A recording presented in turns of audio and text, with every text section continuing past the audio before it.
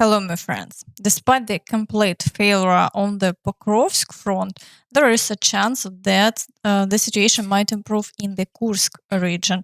Russians have already closed the Rilsk-Lgov highway, and after another successful advance by the Ukrainian forces by 8 kilometers yesterday, only 16 kilometers remain from the front line to the highway.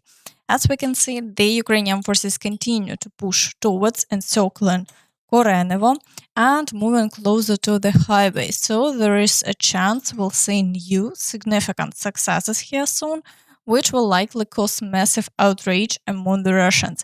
The Ukrainian forces are making serious progress in Russian territory. Moreover, even the city of Kurchatov has been restricted for movement, as the Russians fear that the Ukrainian special forces might infiltrate the area. The governor of the Belgorod region has also announced the evacuation of residents. В связи с продолжающейся напряженной оперативной обстановкой приняли решение об отселении жителей сел Порос, Дроновка, Грайворонского округа, села Старый Хутор и хутора Павловка Валуйского городского округа. Закрыли въезд в село Визовое Краснояружского района. Здесь устанавливаем блокпосты. Попасть в этот населенный пункт можно будет только по решению администрации района. Все эти меры предназначены для того, чтобы обеспечить безопасность жителей. К сожалению, обстановка, повторюсь еще раз, остается напряженной. On the Kharkiv front, the Russians conducted 9 assaults over the past day, which shows their desire to achieve new gains. However, fighting continues near Глибоке, and they are also attempting to break through the forested areas towards the village of Liptsi. Despite these efforts, the Ukrainian forces are successfully repelling all attacks, and the front line remains unchanged.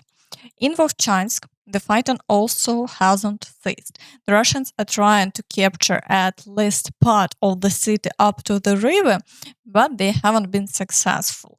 Similarly, there are ongoing battles near the village of Staritsa, but the Russians haven't made any progress there either. Now let's move on from the border to the Pokrovsk direction. Here the Russians are making daily advances.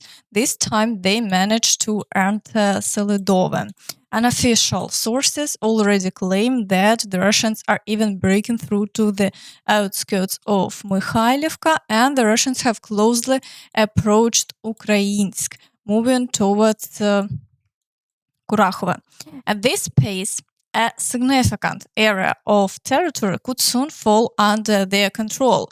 Today, the Russians continue advancing in Novogrodivka, aiming to completely clear the outskirts, and from there they plan to move towards Pokrovsk via the railroad. Battles are also ongoing for Grodivka, with most of the settlement already under Russian control, and they attempt to secure it fully. Meanwhile, the fight for Myrolubivka is fierce, with the goal of reaching Novoekonomichne and cutting off the road and encircle Myrnograd. The situation near Selydove is also challenging. The Russians are breaking through the fields near Marynivka, and battles are raging in Mikhailivka as well. No reports of Ukrainian forces' withdrawal from Karlivka have surfaced yet, so the fighting continues. Though Ukrainian soldiers admit that losing this settlement is only a matter of time. Russian war correspondents have shared some intriguing information. By the way, we advise everyone not to celebrate our rapid advance in Donbass towards Krasnoarmeysk.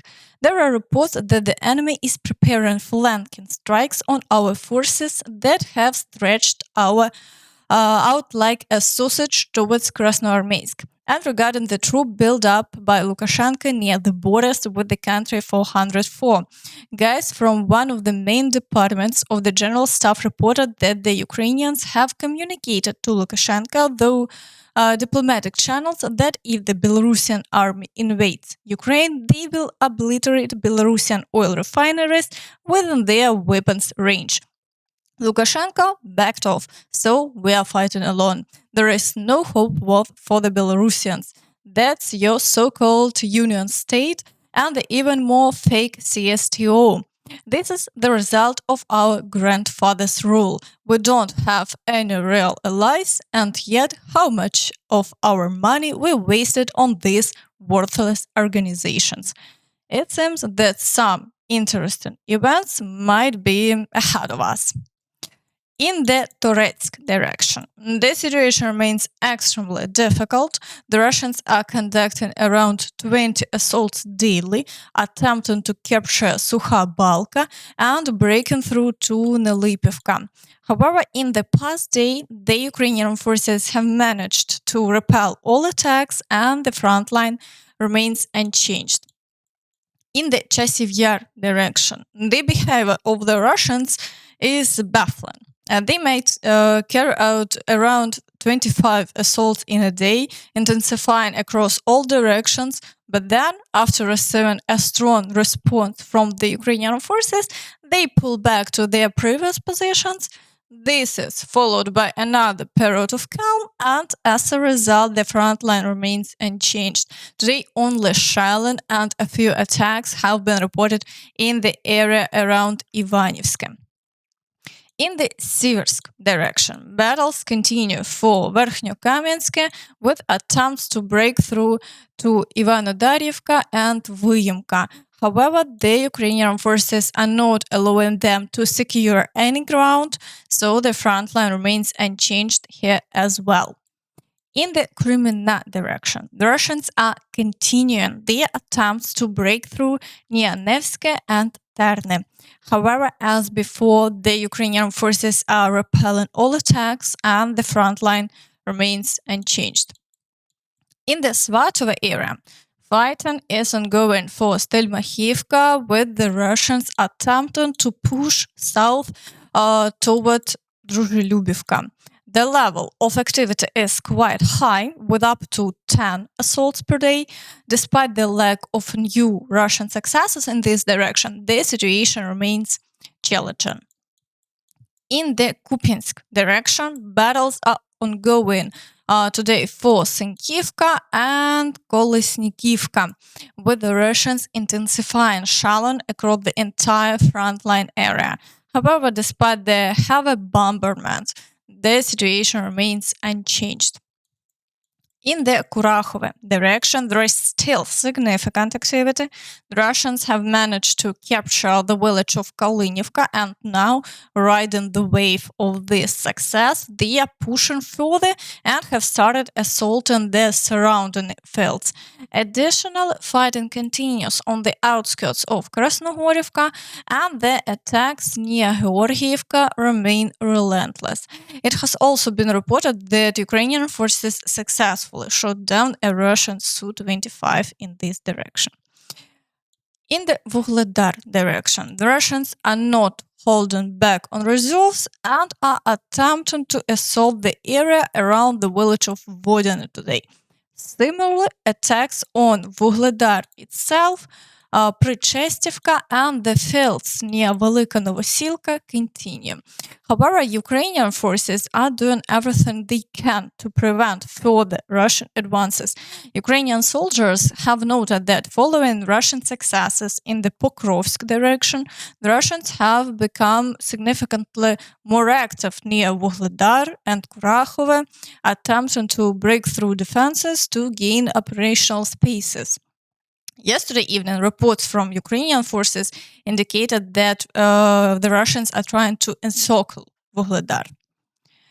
In the Kherson direction, shelling of the right bank continues, along with offensive actions near the village of Kazachilahari. However, as before, these efforts have brought no success to the Russians, and the front line remains unchanged. And that's all from me. So please don't forget to like this video, subscribe to the channel, and hit the notification bell to stay updated on all the latest news. Thank you for watching and see you next time. Bye bye.